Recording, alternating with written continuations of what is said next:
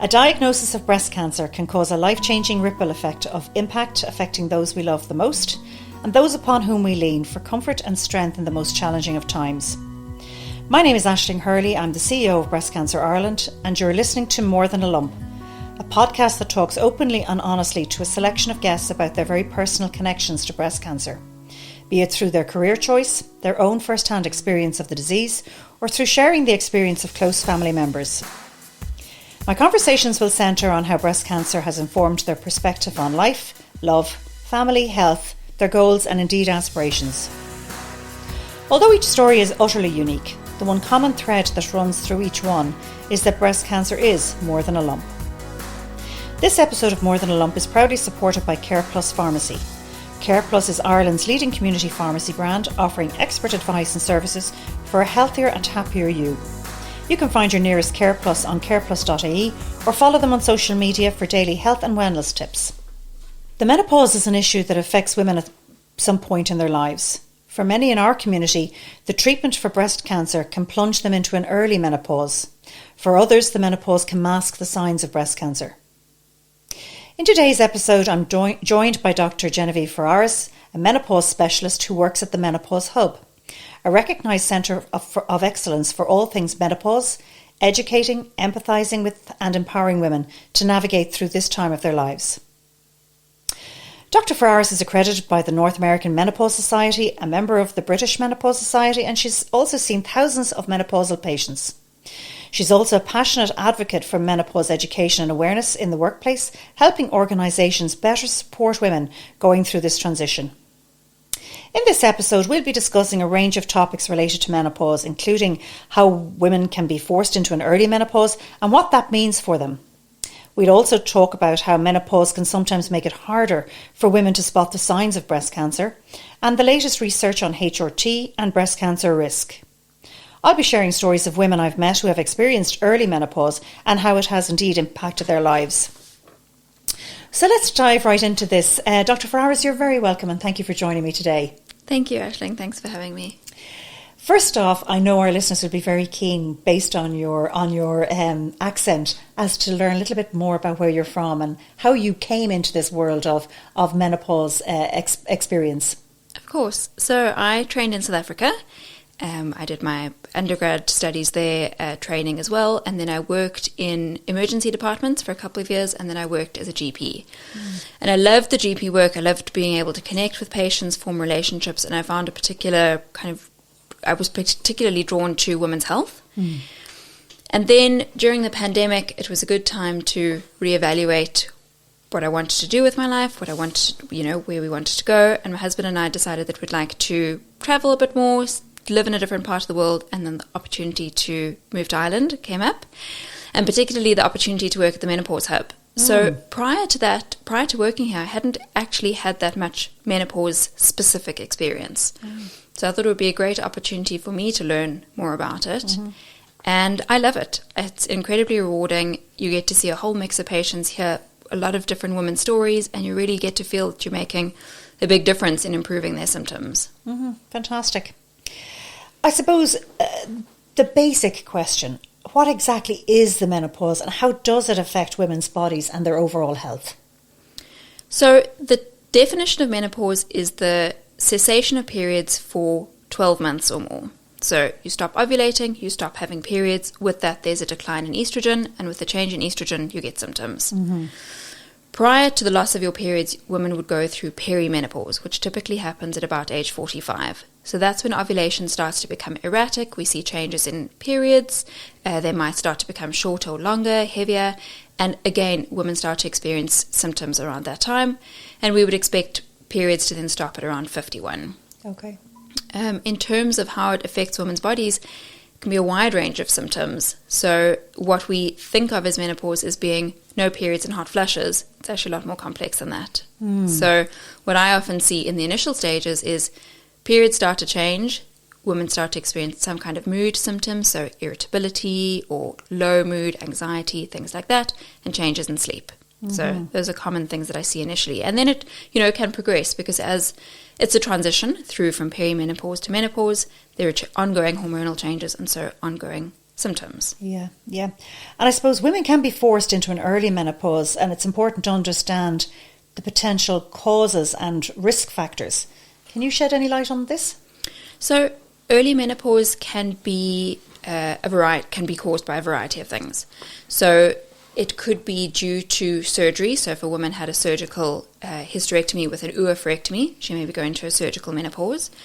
She may go into a chemical menopause, which would be drug-induced through various medications, including some breast cancer treatments. Through things like radiotherapy and chemotherapy as well, their periods may stop. And then they may also have kind of autoimmune disorders or genetic things that could put them into an early menopause as well. Okay. What's important in younger patients, so women who go into menopause below the age of 45, they have a higher risk of osteoporosis and cardiovascular disease as they get older. Oh. So we really have to consider the impact that estrogen will have on those women's longevity as they get older. And talk to me about HRT, because I suppose lots and lots of women, HRT really is the answer. It's the lifesaver for, when estrogen levels go much lower, is to replace that the hormone and try and keep you on that even keel. And yet I know, and you know, that, medically there is no real risk in taking HRT in breast cancer. That correlation is not medically proven. Can you talk a little bit about that? Of course. So HRT is hormone replacement therapy, as you said, and so with the change in estrogen, by replacing the estrogen, we're managing the symptoms. For a lot of women, they hear HRT and they think, oh, but won't that cause breast cancer? So even though the initial study which showed the link has subsequently been disproven and there have been a huge number of conversations around it, for a lot of women, they still have that concern in the back of their minds. For many women, the benefits of HRT would far outweigh the very small increased risk of breast cancer with use. So at the moment, if we look at data for women in the UK between the ages of 50 and 59, they have a baseline risk of developing breast cancer as 23 per thousand. And if we add breast cancer, that risk increases to 27 per thousand. So there's a 4 per thousand increased risk, which is a very, very small increased risk. And for many women, the benefits that they get from HRT in terms of symptom relief and bone protection long-term would outweigh that very small risk. Oh, wow. Okay, that's very interesting. So so from an osteoporosis point of view, taking the HRT helps the bones or maintains the bones as well as maintaining the hormones within the body. Absolutely. Keeping you on an even keel. Yeah. And then I suppose we look at, and I suppose from my perspective with Breast Cancer Ireland and our breast cancer patients, some of those who have been diagnosed quite young, and they would be in their 20s and early 30s, with a particular subtype, which is like triple negative breast cancer, for instance, where the treatment is the age old of, surgery, chemotherapy and radiation therapy. Unfortunately, at this point, now we are investing hugely from our perspective in that whole area to try and come up with more effective drug therapies to treat them as opposed to chemo, because chemo is that unfortunate toxin that, does damage fertility. It does damage the organs. While it does kill the cancer, it does damage the good organs. So I suppose for them, that is a really hard path to travel. Not only have they got a diagnosis of breast cancer, they also have to deal with fertility and go and freeze eggs and go on some course to maintain their egg fertility post-treatment, but they're also plunged into menopause. Yeah, exactly. So they're dealing with 3 things at once in terms of cancer, loss of fertility and menopause symptoms. Yeah. And it's a lot for anyone to deal with, but I think especially as a younger patient. And in your experience, when you have younger patients like that, what is your advice? Is your advice, yes, go down your treatment route, obviously, that you've been prescribed by your team, potentially look at whatever fertility after that. Do you advise on HRT or other treatments to help them get through that early menopausal stage? And indeed, can they reverse it? So it depends. If the medication that they're taking is inducing menopausal symptoms, then theoretically the cessation of that medication will reverse the symptoms. Yeah. Because something like tamoxifen can give you menopausal symptoms. Okay. However, if your symptoms are as a result of reduced ovarian function because of something like chemotherapy, it's unlikely that you would regain that function. Yeah. And so that's actually a really complex patient, because she's young and we know she needs estrogen for her bone health, but if we give her estrogen in the setting of breast cancer, it could make that issue worse. It's absolutely. Yeah. So typically those patients would need to complete their breast cancer therapy, get the all clear from that perspective, and then we need to have a discussion with their breast surgeon and their oncologist and find out, how do we manage this patient going forward so that we're not increasing her breast cancer recurrence, but we're also not putting her at an excess risk of things like osteoporosis and cardiovascular disease. Yeah, absolutely. And I suppose, like most things, the HRT treatment has advanced over the years. I'm sure like 30 years ago, I remember my mum went on HRT and she soon came back off it because it didn't agree. But I'm sure that things have moved on. We've made huge advances in so many other ways that I'm sure HRT has become much more tolerable. Yeah, absolutely. So 20 years ago, the treatment that was offered to most women was conjugated equine estrogen. So that comes from horses. And for a lot of women, that would not be an option at this point. Okay. So the way that estrogen is delivered now for most women is what we call bioidentical HRT. So that means that it's a molecule which is derived from plants. It has a chemical structure which is very similar and in fact almost identical to our own natural hormones. So it's better tolerated, it has a better side effect profile, and seems to have a better long-term safety risk as well. Okay. Safety profile. Very interesting. And Genevieve, tell me, how long should women stay on HRT? I remember having a conversation, about 5-7 years ago, and hearing, 5 years is probably enough. Whereas now I'm not sure, maybe people can stay on it a lot longer. Yeah, exactly. So again, it depends on the patient. So 5 years might be enough for her. She might be through her menopause after 5 years, no longer have symptoms, and so there's no longer need for her to take HRT. But for some women, unfortunately, they remain symptomatic for many years beyond what's considered the 5 to 7 year average of menopausal symptoms. So because the main aim of HRT is to improve the symptoms, if we're stopping it and a patient becomes symptomatic again, we're not really treating her problem. So a woman should be on it for as long as she needs to be on it. Okay. And I suppose, how does the woman know when she's had enough taken or when she should continue to take it? So we don't really know. We go on the average of, okay, it's been 5 to 7 years of being on HRT. Theoretically, you should be through your menopause. Why don't we wean you off a little bit and see how you feel? And say we reduce the dose of her estrogen and symptoms come back, we know she's definitely not ready to come off. Okay. Whereas maybe we wean, she's not getting hot flushes, okay, let's stop it, let's see how you feel. And if she feels great and symptoms don't come back, she can then stay off it. And then I suppose if you have cases of where I've heard of women who have been perimenopausal in their late 30s, and then the cycle generally is into your 60s or 65, would they stay on HRT all of that length of time, or is it just that it is, and it's titrated accordingly, or how does that work? Yeah, so she could then stay on it from her mid to late 30s until her mid to late 60s if that's what she needed. Obviously, she would need to be checking in regularly with her prescriber, seeing how she feels on her current regime, because what we start her on in her 30s will probably not be the same as what she's on through her 40s, 50s and 60s. Yes, so it changes based on how she's feeling, what her symptoms are, if she's getting any side effects, if there are any new health issues that arise during that time, and we adjust as we need to. Okay, very interesting. And Genevieve, I suppose for lots of women out there, we know the signs of hot flushes, irritability. I suppose 9 times out of 10 when you're due your period anyway, you're going to be irritable. But what are the kind of triggers that women should be aware of that would make them sort of think, maybe I am actually perimenopausal, or maybe I am going through the menopause. Maybe I should go and talk to somebody. So we know that there are over 40 symptoms of menopause. So it's quite broad. Women often say to me that they notice a change in themselves. So they feel not like themselves anymore. So whether that's physical symptoms, like they're more achy, or they've got headaches, or they've got the hot flushes, or vaginal dryness, bladder issues, or whether it's psychological, like really irritable and get angry at the kids, or they don't want to go out and see their friends anymore, or they feel flat for no reason and they cry for no reason. If they can't figure out, if they're from their early 40s, they're having symptoms, they're not feeling like themselves, and they can't figure out why, it can be helpful to go through a menopause symptom checker. We have one on our website, which can be a great way for you to see, oh, actually, I'm ticking a lot of these boxes of the 40 symptoms, or only one or two, maybe this is not something I need to be concerned about.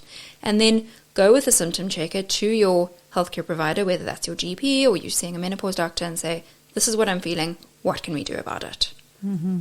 And when they do come to you, is it more, again, a checklist, or is there a blood test, or how do you pinpoint, or is there a mechanic to pinpoint where they are on that scale?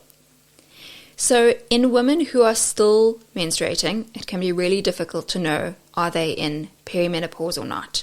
Because their cycle changes so frequently, they may have come in, be very symptomatic and have completely normal blood tests depending on where they are in their cycle.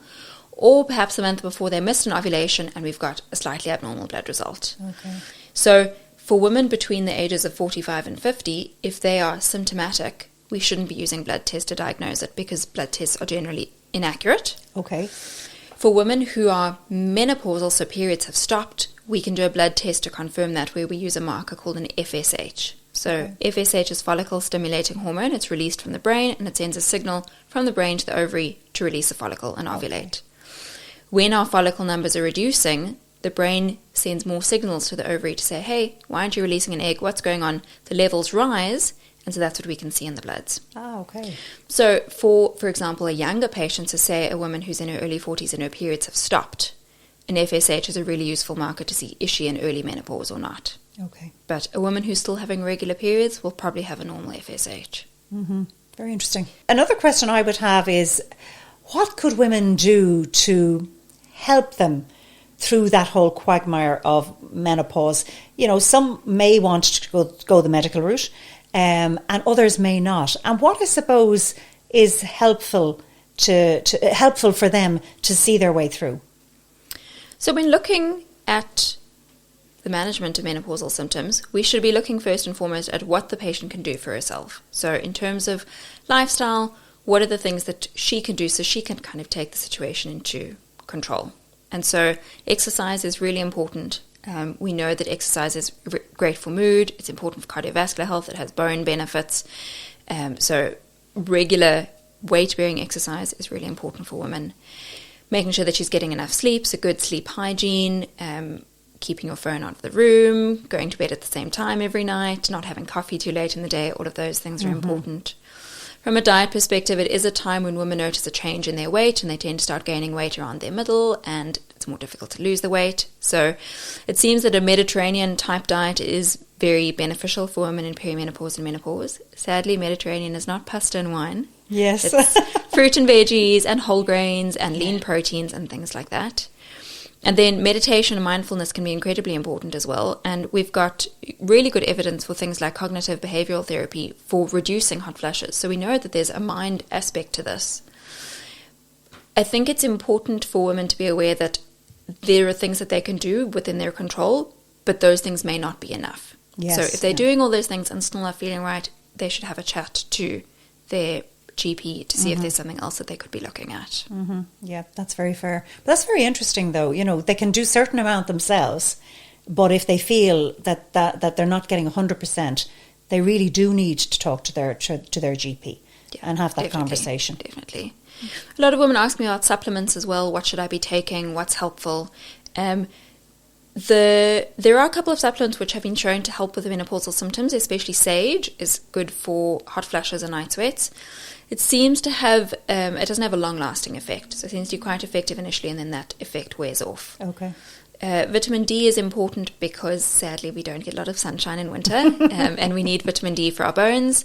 Omega-3s can be helpful as well, but there's no magic supplement which will kind of cure all the symptoms. Mm-hmm. It's more to support your health through this next phase of your life. Mm-hmm. Mm-hmm. Great. So Genevieve, that has been really, really informative. I think it's been really informative both from a breast cancer community point of view, but also from a just general women's health. And I think, you know, years ago, and even not even years ago, but there has been a kind of a stigma about menopause. You know, we don't talk about the hot flushes. We don't talk about all the other signs and symptoms. As you said, there's 40.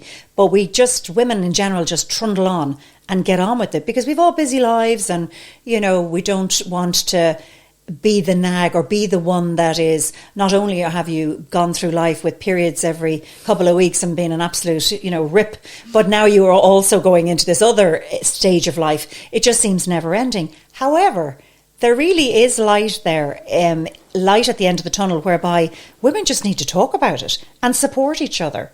And, to have places like the Menopause Hub is a great resource for people to just check in and say, listen, I don't feel 100%. I do get a bit hot. I'm a bit irritable. What should I do and what can I do? And life can become so much easier once you talk. Yeah, exactly. I think you've summed it up really nicely. Every woman will go through menopause, but not every woman has to suffer because of her menopause. Mm-hmm. And the more that we start talking about it to our friends, to our sisters, to our partners, making it, it's a normal part of our biology, so let's make it a normal part of our conversation. I think so. I think, if you're talking to your friends and you say, oh, I'm not feeling great, they might help to guide you to say, I think you need to talk to someone. And just to have that support and awareness can make such a big difference in your journey.